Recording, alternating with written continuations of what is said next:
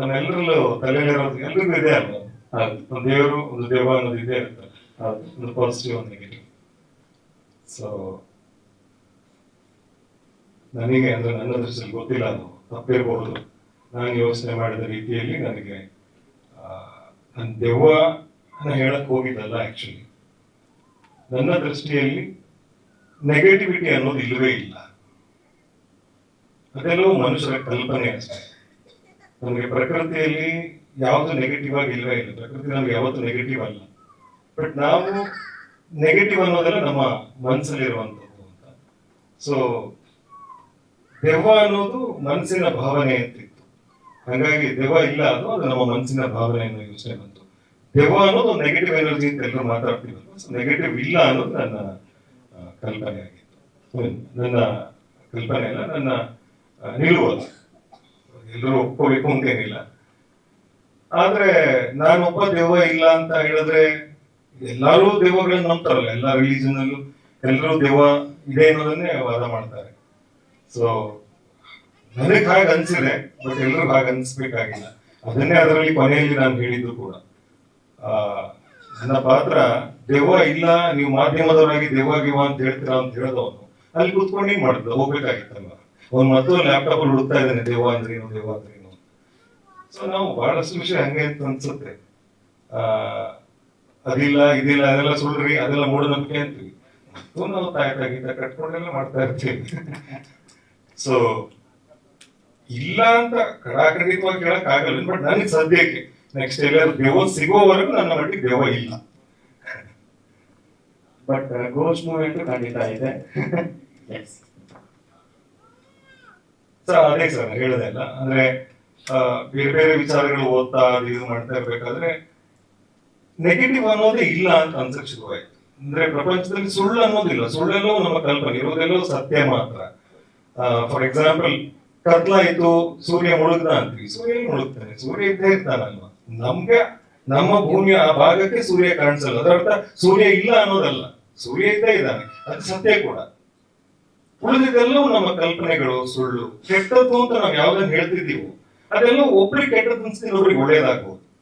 Robin ಹುಡ್ ಸ್ಟೋರಿಗಳನ್ನ ತಗೊಂಡ್ರೆ ಅವನು ತುಂಬಾ ಜನಕ್ಕೆ ಉಪಕಾರ ಮಾಡೋನಾಗಿರ್ತಾನೆ, ಬಟ್ ಕಾನೂನು ದೃಷ್ಟಿಯಲ್ಲಿ ನೋಡಿದ್ರೆ ಅವ್ನು ಕೆಟ್ಟವನಾಗಿರ್ತಾನೆ. ಹಾಗೆ ಎಲ್ಲವೂ ಹಾಗೆ ಅಲ್ವಾ.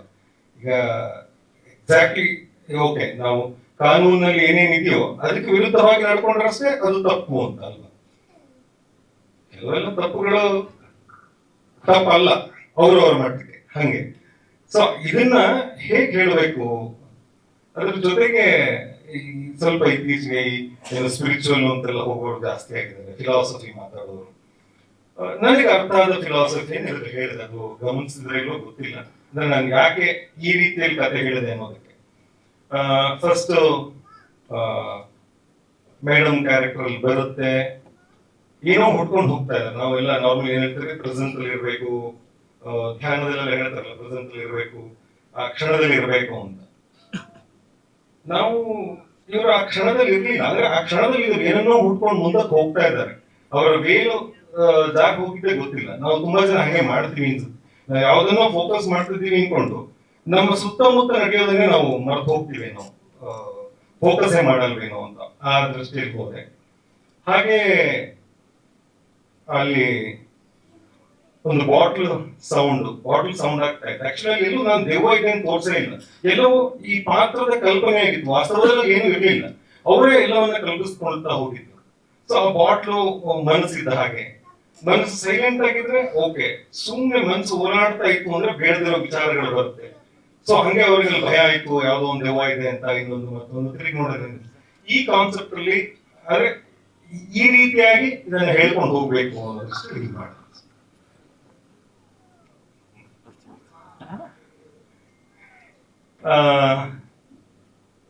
ಉಸಿರಿದ್ರು ಅಂತ ಹಿಂಗೆ ಹೇಳಿದ್ದೆ, ಶೂಟಿಂಗ್ ಮಾಡೋ ಟೈಮಲ್ಲಿ ಅಲ್ಲಿ ಇಲ್ಲಿ ಫ್ರೀ ಇದ್ದಾಗ ಬೇರೆ ಕತೆ ಮಾಡ್ಕೊಂಡಿದ್ರ ಹಂಗೆ ಏನಾದ್ರು ಕೇಳ್ತಿರ್ತಾರಲ್ಲ, ಹಾಗೆ ಕೇಳಿದಾಗ ಇಲ್ಲ ಈ ತರದೊಂದು ಒಂದು ಕಥೆಗಳೇನೋ ಹೇಳಿದ್ದೆ, ಅವಾಗ ಇದೆ ಚೆನ್ನಾಗಿದೆ, ಥ್ರಿಲ್ಲರ್ ಸೈಕಲಾಜಿಕಲ್ ಇದು ಮಾಡೋಣ ಅಂತ ಹೇಳಿದ್ರು. ಆಯ್ತು ಅಂದ್ರೆ 1 ವರ್ಷ ತಗೊಂಡೆ. 1 ವರ್ಷದಿಂದ ಹೇಳಿದ್ದೆ ಕಾನ್ಸೆಪ್ಟ್, ಬಟ್ ನಾನು ಯಾಕೋ ಮನ್ಸು ಮಾಡಿರಲಿಲ್ಲ, ಲೇಟ್ ಮಾಡಿ 1 ವರ್ಷ ಆದ್ಮೇಲೆ ಮಾಡಿದೆ.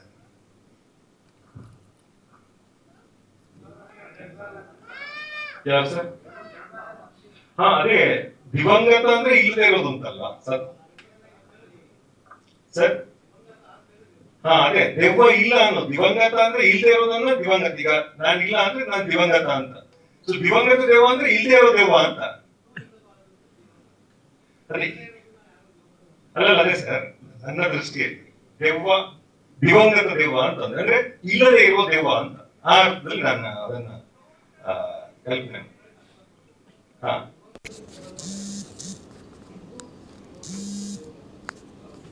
ಕರೆಕ್ಟ್ ಸರ್, ನಾನು ಅದೇ ಹೇಳ್ತಾ ಇರೋದು, ಇದ್ದು ಇಲ್ಲದೆ ಇರೋದಲ್ವಾ, ಇಲ್ಲದೆ ಇರೋದನ್ನ ನಾವು ದಿವಂಗತ ಅಂತ ಇರೋದು. ಅದನ್ನ ನಾನು ಹಂಗೆ ಹೇಳದೆ ಅಷ್ಟೇ, ದೆವ್ವ ಅನ್ನೋದು ಇಲ್ಲ ಅಂತ ದಿವಂಗತ. ಏನ್ ಸರ್? ಹಾ ಹೌದು ಹೌದು ಹೌದು, ಅದೇ ನಾನು ಹೇಳಿದ್ದು, ಅಂದ್ರೆ ಮನಸ್ಸು ಅಂತ ಹೇಳಿದ್ದು, ಅದು ಮನಸ್ಸು ಅಲ್ಲಾಡ್ತಾ ಇದ್ರೆ, ಅಂದ್ರೆ ಸ್ವಾಸ್ಥ್ಯವಾಗಿ ಇಲ್ಲದೆ ಇದ್ರೆ, ವಿಚಲಿತವಾಗಿದ್ದಾಗ ಮನಸ್ಸಲ್ಲಿ ಬೇರೆ ಬೇರೆ ಕಲ್ಪನೆ ಹುಟ್ಟುತ್ತೆ ಅಂತ ಸಿಂಬಾಲಿಕಲಿ ಹಂಗೆ ಹೇಳಿದ್ದು. ಬಾಟ್ಲು ಗಾಳಿಗೆ ಅಲ್ಲಾಡ್ಬೋದಲ್ಲ ಸರ್, ರಾತ್ರಿ. ಹಾ ಅದು ಯಾರು ಇಲ್ದೇ ಇರೋ ಮನೆ, ಒಂದು ಹಂತಕ್ಕೆ ಬಾಳ ಬಿದ್ದ ಮನೆ, ಅಲ್ಲಿ ಯಾವ್ದಕ್ಕೂ ನಿಂತಾಕಿರೋ ಬಾಟ್ಲು ಚಾಕೊಂಡ್ಬಿಡ್ತಿದೆ.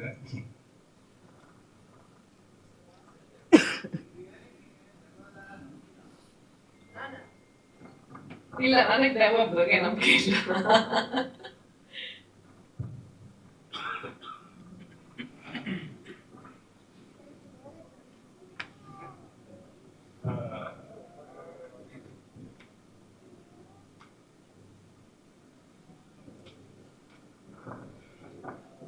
ಈಗ ಕೆಲವರು ಈಗ ಬಂದಿದ್ದೀವಿ, ಇನ್ನೊಂದು ಶೋ ಹಾಕ್ತಿರೋದಕ್ಕೆ.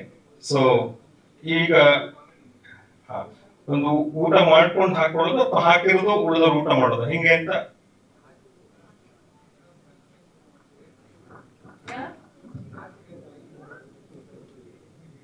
ಸಾರಿ ಕೇಳಿ. ಹಾ ಹೌದು,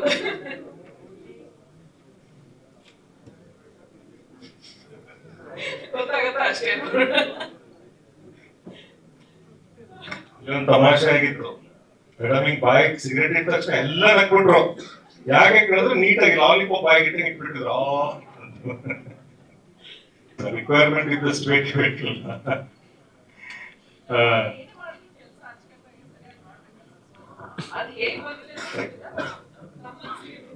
ಆಮೇಲೆ ನಮಗೂ ಅಷ್ಟೇ, ಅಂದ್ರೆ ಸುಮಾರು ವರ್ಷಗಳಿಂದ ಸೀರಿಯಲ್ ಡೈರೆಕ್ಟ್ ಮಾಡ್ಕೊಂಡು ಬರ್ತಾ ಇದ್ದೀನಿ.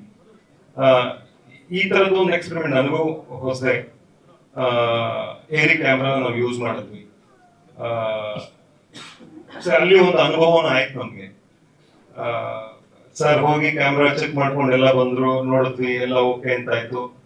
ಶೂಟಿಂಗ್ ಬಂದಿದ್ದ ಕ್ಯಾಮ್ರಾ ಬದಲಾಗೋಯ್ತು. ಅದು ನಮಗೆ ಅಲ್ಲಿ ಗೊತ್ತಾಗಿಲ್ಲ.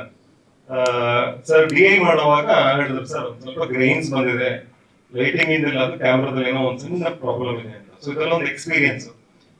ಸೊ ಚಿಕ್ಕದಾಗಿ ಒಂದು ತಂಡ ಕಟ್ಕೊಂಡಿದೀವಿ, ನೋಡೋಣ ಹೋಗ್ತಾ ಹೋಗ್ತಾ ಯಾವ್ದಕ್ಕೆ ಅಂದ್ರೆ ಅದಕ್ಕೆ ಪೂರಕವಾಗಿ ಏನೇನೆಲ್ಲ ಆಗ್ಬೇಕು ಮಾಡೋಣ. Thank you. ಅದ್ರ ಹಿಂದೆಯೂ ನಮ್ಮ ಅನುರಂಜನ್ ಅವ್ರದೇ ಕೈವಾಡ ಇರೋದು. ಈಸ್ ಅವರು ಎಡಿಟರು ಕೂಡ, ಒಳ್ಳೆಯ ಲಿರಿಸಿಸ್ಟ್ ಕೂಡ, DI ಅವರೇ ಮಾಡಿರೋದು. ಹಾಗೆ ಸುಮಾರು ಈ ಟೈಟಲ್ಸ್ ಹೋಗಿ ಇದೆಲ್ಲ ಅವರೇ ಮಾಡ್ಕೊಟ್ಟಿರೋದು. ಅಂಡ್ ನಮ್ಮ ಮ್ಯೂಸಿಕ್ ಡೈರೆಕ್ಟರ್ ಹೇಮಂತ್ ಅವರು ಕೂಡ ಸಿನಿಮಾಗಳಿಗೂ ಮ್ಯೂಸಿಕ್ ಮಾಡ್ತಾ ಇದ್ದಾರೆ, ಬೇರೆ ಶಾರ್ಟ್ ಮೂವಿಗಳಿಗೂ ಮ್ಯೂಸಿಕ್ ಮಾಡಿದ್ದಾರೆ. ಅರ್ಜುನ ಸನ್ಯಾಸಿ ಅಂತ ಸಿನಿಮಾ ಬಂದಿತ್ತಲ್ಲ, ಅದಕ್ಕೆ ಹೇಮಂತ್ ಅವರೇ ಮ್ಯೂಸಿಕ್ ಡೈರೆಕ್ಟರ್ ಆಗಿದ್ದು. ಅನುರಂಜನ್ ಅವರೇ ಲಿರಿಸಿಸ್ಟ್ ಕೂಡ ಅದಕ್ಕೆ, ಅಂಡ್ ಎಡಿಟರ್ ಕೂಡ.